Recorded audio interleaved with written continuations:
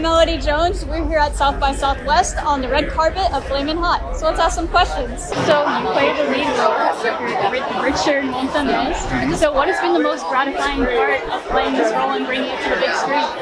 Oh wow, the most gratifying part of playing Richard is probably having his approval and his validation that we got his story right. So if we didn't get it right, then there wouldn't be a movie. As Hispanics, how does your heritage influence your career and this film? You always want to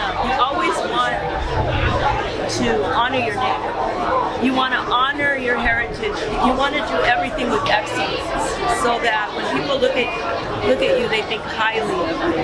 That's such a powerful question.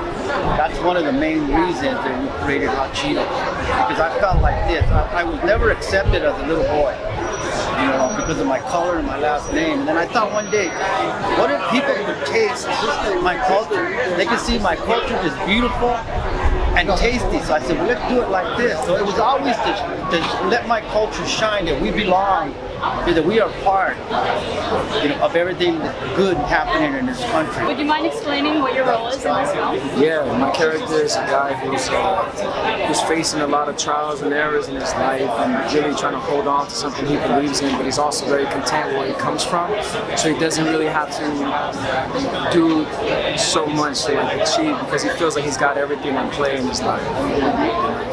So how do you think heritage plays into the themes of this film? Well, I mean, huge. I mean, you can't deny he's Latino. So coming from a Latino background, you bring in all of that, especially the inspiration of the spice. You know, it's something that Latinos love to eat in their food, and tapatio, valentino, and all these other salsas. So it plays a big deal. I mean, Hot Cheetos is all about where he comes from. Would you mind explaining what your role is? Yeah, I play a mini mart manager. It takes place in a flashback, and it's the main character is a young kid trying to, you know, go and buy some candy, and I don't believe that he has the money. I think he stole the money. So not an inspiring character, but yeah. Well, how do you think that flashback is important to the main character's character arc in this movie? Can you tell us a little bit? Because it really is a story of resilience, you know, and pursuing your dream. And for any human being, that's a matter of like overcoming obstacles and challenges. And he had to do it his entire life until he got recognized for making the Flamin Hot. How involved were y'all with the making of this film? From the very beginning, we read the script, we did some editing, we did some consulting on how the plant looked, how the area that I grew up. So it was from start to finish. I'm so thankful for Fox Searchlight, because they invited us in from the very beginning. And I'm told that when they buy the rights to a movie, they just go do their own thing. But my producer, Devon Franklin, gave us his word and his promise that he would do the movie the way we saw it. We wanted it to be an inspiration for young people, for anyone who is lacking hope, that there is a better future for you. And guess what? The American dream still lives. Produce Miracles of Heaven, and those films have a lot of themes of faith, spirituality. So how are those themes present in Flamin Hot? Yeah, you know, there's a really nice faith journey in this film, you know, and when you see it, you see Richard trying to go on a journey of discovery that is inspired a lot by his wife, you know, because his wife, when things are down, discovers the power of prayer. And Richard at first is skeptical, he doesn't want to have anything to do with it, but ultimately he comes to realize the need for prayer, and prayer does really work, and you see that in the film. So it's very subtle, but it's certainly there. Hi, I'm Annie. Nice to meet you. Nice to meet you. I'm Melody. We're students at the University of Texas. I love it! What's up? Thank you. So, you play Judy. I do. So would you mind telling me a little bit about what Judy does in this film? Oh my gosh, Judy is Richard's backbone. You know, they say behind every successful man is a strong woman. She really taught me the power of partnership in a relationship, and she's powerful. You obviously have such an inspiring story, going from a janitor to a top executive. So who are some mentors in your life that have helped you realize your potential for marketing? Well, the main mentor that taught, because I had different mentors. I had mentors in the business world. They had mentors just in life because growing up the way I grew up, when we went out to dinner, I didn't know what fork to use. So I had a mentor, and you're going to see him in the movie. And he taught me, he took me to restaurants and he taught me how to eat. Those things, they might sound funny, but they were important to somebody like me. So I would pick out my mentors. They were mentoring me, they didn't even know it.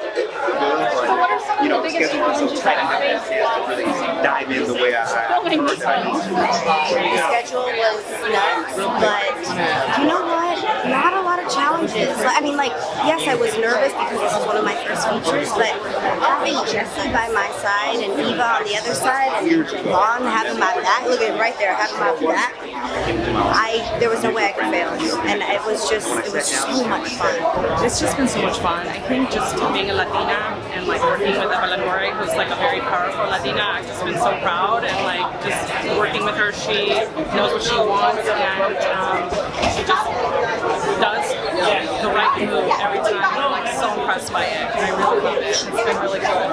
Do you have any favorite on-set moments? And that is Oh my God. Jesse messing with me all the time when it was my takes. He loved to mess with me, so every time like I would have a serious moment, he'd be poking fun at me, and he would be like, Annie, why are you doing that thing? I'm like, Jesse's picking on me right now. She's like, you got, stop it. I'm like, so it was always, believe it or not, we played husband and wife, but we're more like brother and sister. It's hilarious. How do you think Chicano music contributes to the authenticity of the feeling of Flamin Hot?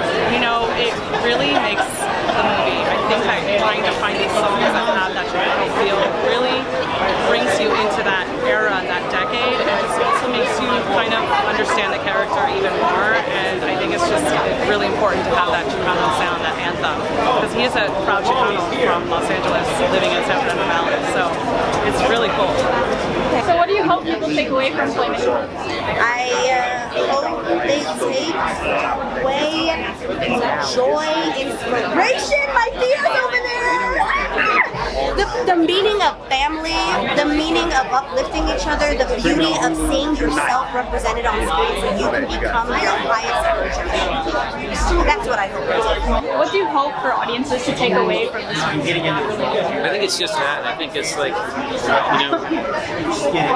what is your dream, and what do you do to pursue it? And just knowing that on that path there's a lot of struggles, there's a lot of challenges, there's a lot of obstacles, and you just gotta get up every morning and pursue that dream. Pay more attention. What has been your favorite part of this whole filming process? My favorite part is about to happen. Watching it. Yeah. As students, do you have any advice for young people pursuing film? Yeah, you got to be passionate, you got to be persistent, keep going, don't give up. Seriously, like, the business is hard, but let your determination be harder.